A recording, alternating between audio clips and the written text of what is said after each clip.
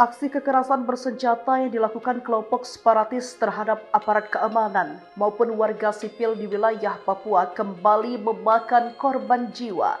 Terbaru 2 anggota TNI gugur dalam kontak tembak antara Satgas Damai Kartins dengan kelompok kriminal bersenjata. Kontak tembak antara Satgas Damai Kartins dengan kelompok kriminal bersenjata di distrik Kiwirok, Kabupaten Pegunungan Bintang, Papua Pegunungan. Informasi yang dihimpun dari tribunpapuatengah.com, Letda Fauzi Zulkarnain, prajurit Satgas Pamtas Statis PNG Yonif 753, gugur akibat luka tembak. Korban dievakuasi dari lokasi kejadian dan dibawa ke Rumah Sakit Martins Indi, Jayapura untuk penanganan lebih lanjut.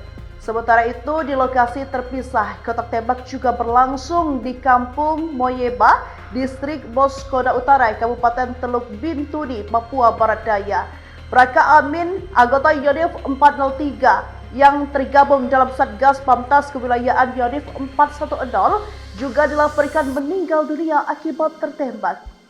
Hingga Minggu 12 Oktober 2025 pagi ini, pihak TNI belum mengeluarkan keterangan resmi terkait 2 insiden tersebut.